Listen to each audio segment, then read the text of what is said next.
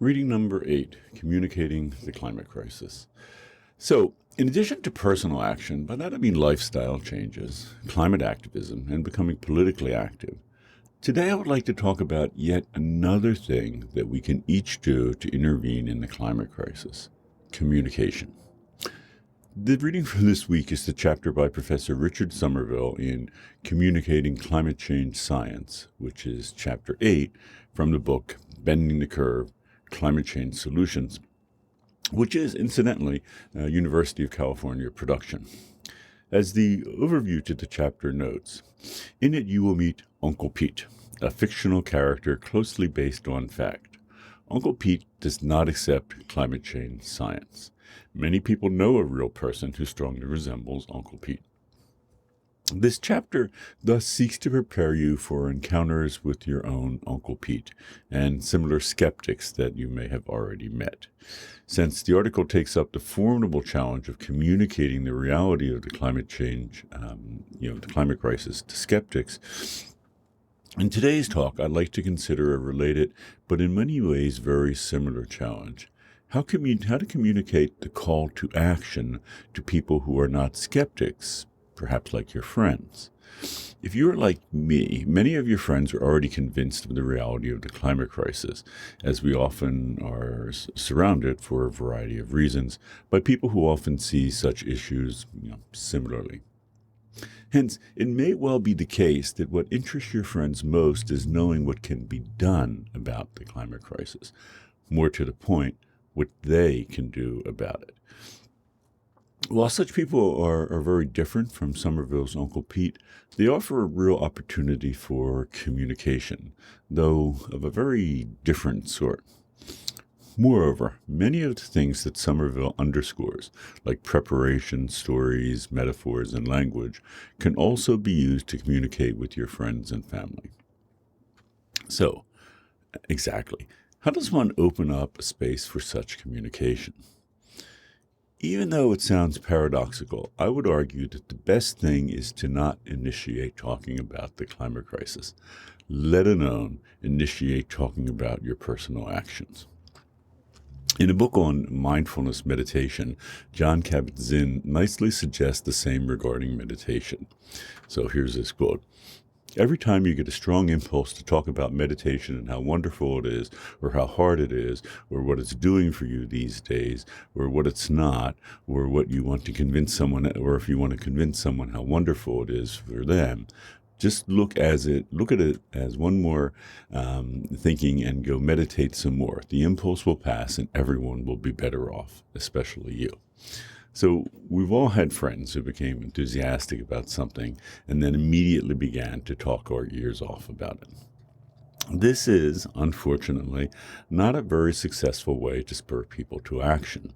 So when is the best time to communicate new ideas? In general, I wouldn't decide this for others, but leave it to your friends to tell you when they are ready to hear about it. Allow me to give a few examples. Up until relatively recently, I was a pretty hardcore vegan for 5 years straight. Before that, I was a vegetarian. Before that, a pescatarian. Before that, I did not eat a whole lot of animal products. Whenever I was out to dinner with friends, this sometimes became obvious before I even ordered, as I would often ask the server for information about the food. Consequently, friends frequently asked me about my eating habits. When I replied that I was vegan, that often shut down the conversation. Why? Well, because people know what being a vegan entails. Hence, for most people, there is little need to ask about veganism as a lifestyle. Moreover, as many people are vegans because of strong ethical convictions, they are often seen as feeling particularly virtuous and morally superior. Mind you, this may well not be the case, but having been a vegan for years, I can tell you that people often assume that this is how you feel and how you feel about them and their moral choices. In other words, what they imagine that you perceive as their moral failure. Consequently, experience has taught me that announcing that you are vegan can not only pretty much shut down all conversation on the subject, but can make for an uncomfortable meal for all involved. How then does one go about communicating the importance of diet with respect to the climate crisis? Here is my approach to such communication. I am not saying that it's perfect, but it has generally been working for me. It is certainly better than announcing to the world that I was vegan. So, when asked about my dinner choices, I generally reply that while I have been pescatarian, vegetarian, and vegan, I now largely think of myself as a Clamitarian, though I admit to being intrigued by friends who are freegans. As you might imagine, people almost always immediately ask, what is a Clamitarian? What is a freegan? Instead of shutting down conversation, and by that I mean communication, as the label vegan risks, these words initiate it. So I explained that a Clamitarian is a way of eating like the similarly sounding vegetarian. It's a relatively new term, as it was coined in 2015. It denotes someone who eats with the climate in mind. For example, a Clamitarian would choose a turkey burger over a beef one, as 2.5 times more greenhouse gases are emitted in producing a pound of beef than a pound of turkey. Of course, eating a pound of lentils is far better than either a pound of turkey or beef, as beef requires, astonishingly, as I noted in a previous talk, the release of 30 times more greenhouse gases than lentils. However, and this is a really important point to communicate it, not all Clamitarians are purists. The main thing is to try, as much as possible, to be aware of the climate impact of the food that you eat, and to act on this knowledge the best that you can. But is this enough? Shouldn't we all be eating a largely plant-based diet and forgoing turkey along with beef?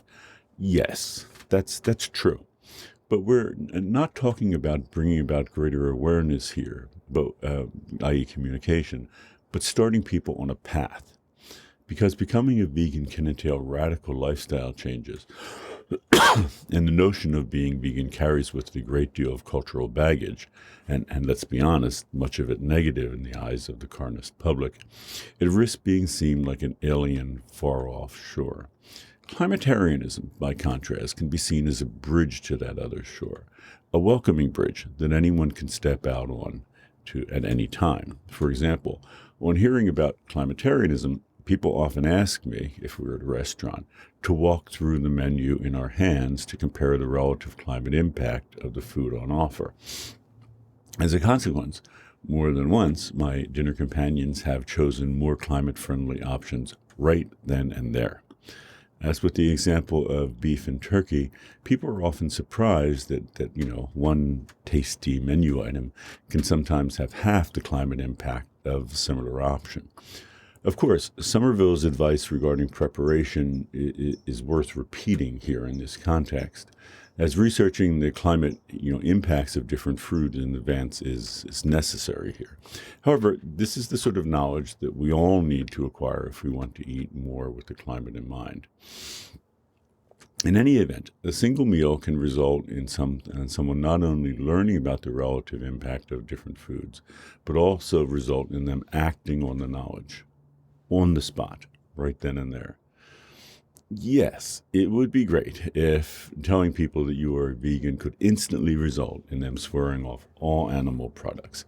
But in my experience, this can completely backfire and have just the opposite effect.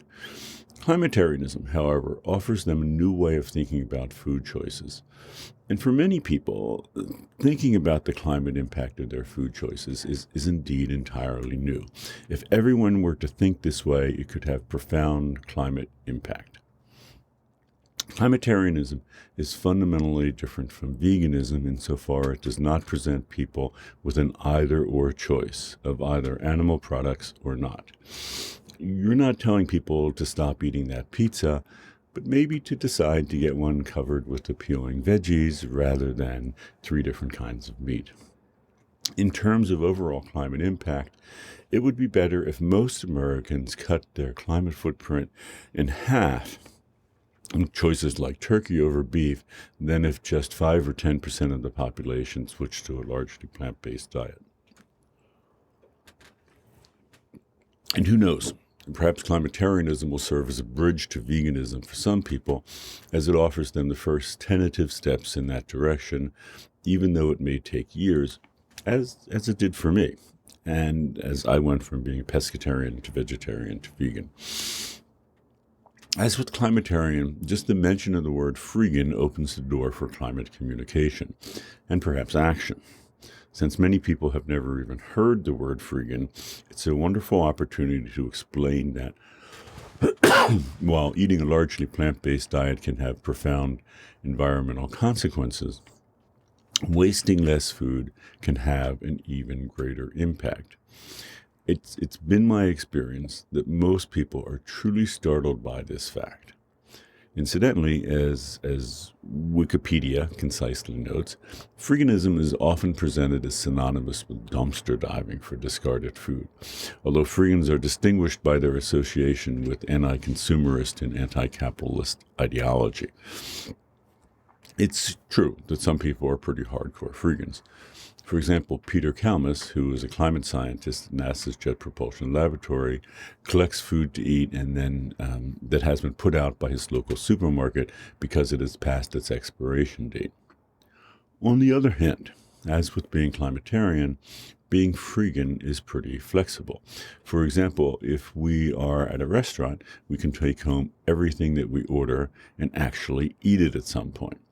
When at home, we can prepare sensibly sized portions and eat everything that's on our plate and eat everything that we have purchased, rather than letting large portions of it go to waste. Similarly, we can work at being freegan when we cook as much as what we have purchased as we can, such as eating leafy beet tops as well as the root.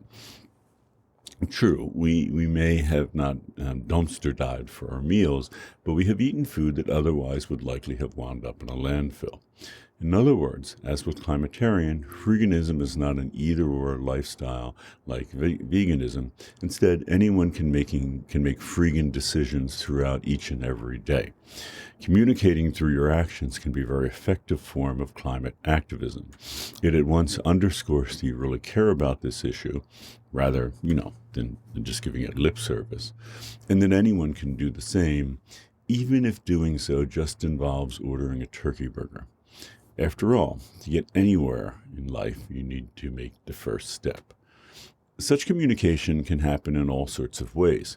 People always ask me about my electric bike, my pedelec, as they're truly curious about what it is.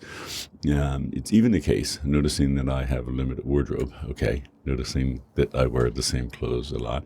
People sometimes find polite ways of asking if I am a minimalist, which is in fact something that I work, at being.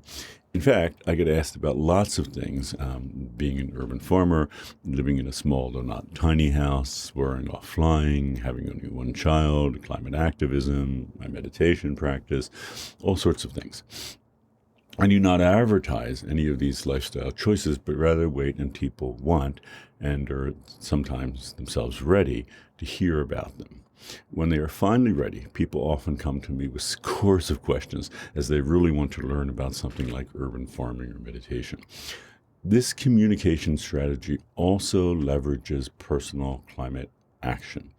Not only do these actions have direct impact on the crisis, but they encourage others to act as well, as they underscore how seriously you take this crisis and that you are willing to, as they say, walk the talk. Such personal actions also underscores an often ignored truism.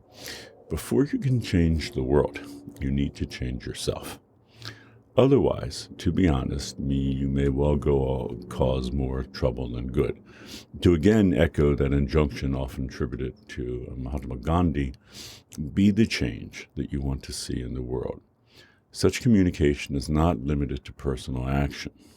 When people ask me about my climate decisions, one of the most common questions is, this is a quote, what is the number one thing that we can do to reduce our climate footprint? When I answer that they are in luck, as the single most important thing that they can do just takes an hour or two per year, their ears often really perk up. They are generally surprised to hear my answer, which is, of course, to vote. This, too, though, often leads to a communication opportunity, as it can prompt questions such as, how exactly do you vote with the climate in mind? As with introducing climate and Clamitarianism and veganism, the important thing here is that communication has been opened up. In practical terms, people are asking rather than me telling. This is a crucial distinction, as it is often motivated by their curiosity rather than my desire to convert them to my way of thinking, though in the end they often, if only in little ways, become converted. And sometimes, since voting can take such a small commitment, after all, it really does take just an hour or two per year, people often ask what more they can do. Their asking then opens up another full, wonderful communication opportunity, this time for discussion of climate activism, specifically the sort of organizations and groups that they can join. In any event, I'm curious to hear what you think about Somerville's advice on how to talk to Uncle Pete about the climate crisis, as well as ways of communicating with, concerned friends and family who want, to do something about the crisis, but are just, not quite sure what to do. So here's this class discussion of communicating the climate crisis, starting with the first comment from a student. Talking to an Uncle Pete, I think, would be challenging because it's hard to control the anger that I feel in their ignorance on something that is so obviously happening. That's the end of the quote. Yeah, a short but wonderful observation. By the way, many people made similar comments. It's such a perceptive observation because it acknowledges a personal shortcoming rather than finding fault with the person to which you are trying to communicate. In other words, instead of starting off believing that the problem is with you, not me, this person acknowledges that before any communication can happen, they need to address their own shortcoming. In this case, their anger. This is not to say that you should not feel angry about the fact that tens of millions of Americans are, in one way or another, reluctant to act on the climate crisis. However, is anger toward Uncle Pete misplaced? After all, how does Uncle Pete stand to personally benefit from outright denying action on the climate crisis? Like most U.S. citizens, Uncle Pete will be profoundly and negatively impacted by the climate crisis, which may threaten his community, his home, and even maybe his life. It will also personally cost Uncle Pete quite a bit of money, as delaying action on the climate crisis not only will only make it worse. Recall that the wildfire in Paradise, California, was the most expensive natural disaster on Earth that year. So Uncle Pete is vehemently and vocally arguing for a position completely counter to his own interest. Why in the world would anyone do that? The answer, as we have seen, is that powerful groups such as the fossil fuel industry and its affiliates, who profit every day that we delay action on the climate crisis, have targeted people like Uncle Pete. Why? Well, to make them into unwitting advocates for their cause, which is to make money. For them, of course, not Uncle Pete. Since Uncle Pete is in no way sharing these profits, and in fact will lose much here, perhaps even his life, like some of the people in Paradise, California, Uncle Pete is really a victim. It may be difficult to see it in this way, but this is the reality of the situation. Consequently, anger toward Uncle Pete is largely misplaced, I would argue. Our anger should instead, and of course, be directed toward the corporations and individuals who have duped Uncle Pete into helping them profit at his and our and the Earth's expense. While we might still be angry at Uncle Pete for foolishly allowing himself to be duped, recall how convincing climate change denial literature can be. The book that the Heartland Institute sent out to over 300,000 U.S. teachers, and that's why scientists disagree about global warming, is just one of many, many examples across all sorts of media. And it may sound difficult to do, we really should be sympathetic with Uncle Pete. Understood in this way, we need to help Uncle Pete understand. Of course, this is easier said than done. Nonetheless, for anyone wanting to do something about the climate crisis, and I hope this includes you, Working on an effective, multi-pronged communication strategy is absolutely essential. In some ways, a communication strategy is more effective than any individual thing that you can do, such as, switching to a largely plant-based diet. After all, if you can convince 5 or 10 friends, or just people that you encounter, of the merit of making this dietary shift, it would be 5 or 10 times more effective than your personal action. So the next quote. I think that the most striking point this reading made was comparing climate scientists to physicians or doctors. I had never thought about making this comparison before this, and it really stuck with me. It's true that people do not question doctors in the same way that they question climate change, and this can be due to political influence or sheer ignorance. The end of the quote. Another really excellent point. When we take up an issue, we rarely do so with an entirely open mind. By this I mean not only that we often have preconceived notions, but also that we conceptualize the issue in certain ways. Take the issue of a physician's credibility. From a very young age, we are usually taught that when we are really sick, nothing can compare to the expertise of a doctor in helping us get better. This is an absolutely good thing, as it forms the basis of trust between patients and healthcare professionals. And this trust is extraordinary, as we are actually willing to entrust our lives to our doctors. Unfortunately, although most of us have our own doctors, or should, few of us have actually encountered climate scientists. This opens up an opportunity for climate change deniers and others to paint a picture of climate scientists as corrupt and unreliable. Since most people have no direct experience with these scientists, it's easy to see why some people buy into this image. However, Somerville's article and this comment rightly encourage us to make this comparison. If we care about this planet in the same way that we care for our bodies, and hey, we absolutely should, then when the Earth is clearly having health issues, we need to call in experts both to diagnose what's wrong with the Earth's climate, as well as to offer up a cure or multiple cures. And we should trust them enough to act on the cure. After all, being diagnosed with the life-threatening infection, who would reject the, cure of antibiotics? To the contrary, we would both be grateful that we had a doctor who was able to successfully diagnose the problem and to provide us with a cure.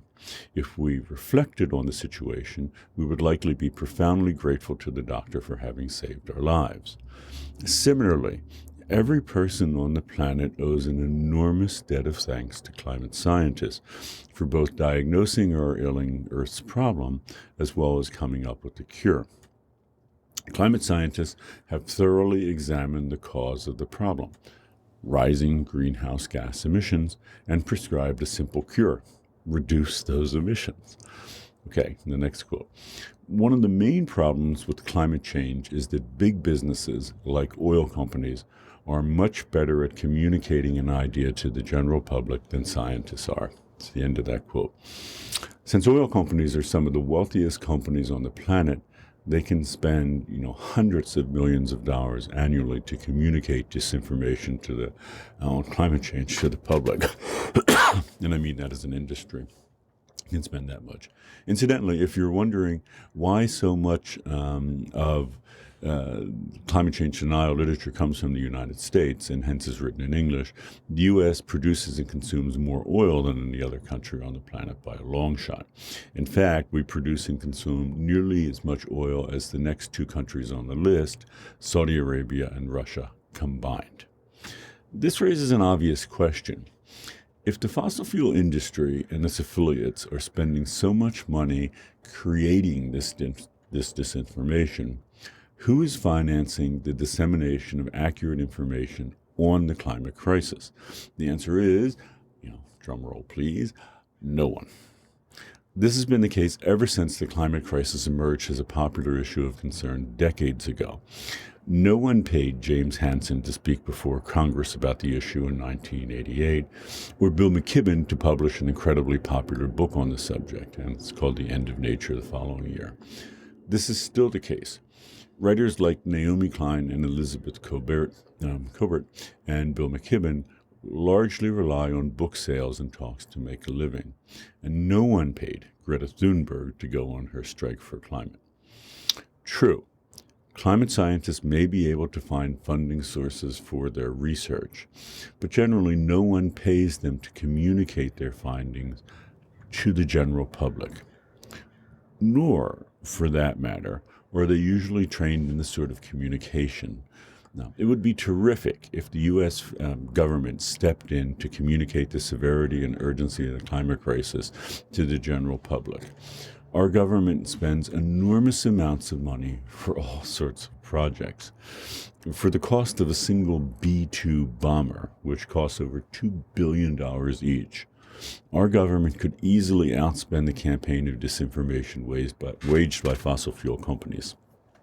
Moreover, the government could step in and simply make spreading this sort of information illegal. However, for this to happen, we would need to vote in politicians who would be willing to make the climate crisis a major priority. Until that happens, the job of communicating what the climate crisis is and what we can do about it falls on each of us. This can be as simple as talking to family and friends about the problem. So the next quote. I agree with Ken that it's sometimes I feel it's best to communicate without words and to let people come to you. A couple of years ago, I became close with a friend I met at UCSB. She was a vegan, but she did not advertise it in the way that I have seen others advertise their veganism on social media. I became intrigued about her experience with eating a vegan diet and what had led her to those choices. After a few long, informative discussions and a couple of vegan turkey sandwiches, I made the decision to cut meat out of my diet. I have now been vegetarian for over 2 years without any pressuring or persuading. When I moved in with a different friend last year, she eventually noticed I didn't eat meat and asked why. I explained my reasoning to her, and we would occasionally have casual conversations about the climate crisis. One day she came to me and said, I am giving up beef for Lent, and she hasn't eaten beef since. A few months later, she informed me that her brother stopped eating beef as well. In retrospect, I am amazed by the power of this form of passive communication and the domino effect it has created. So, end of that quote. Quite a few people made comments like this one, confirming that it is possible to communicate without words and to let people come to you. However, I need to note that this strategy doesn't always work. This thoughtful comment had a second half. So this is the same person commenting here. My little domino train came to a screeching halt when I moved back home at the start of COVID. My family has constantly made fun of me for my choices and opinions regarding climate change ever since I became vegetarian. I've tried countless methods of communicating with all of my family members, but they refuse to consider anything I say. I have shown them the data and cited my sources and debunked the myths and presented the solutions. I have explained the science and politics and that industry is behind everything. They just aren't interested in hearing what I have to say. Both Ken's video and this week's reading, Communicating the Climate Crisis, provided a lot of useful tools for communicating climate change, but I am not sure that there is any way to effectively communicate with someone that refuses to listen. I used to be passive about my feelings regarding climate change because my family would immediately knock them down. The struggle for communicating the climate change is real.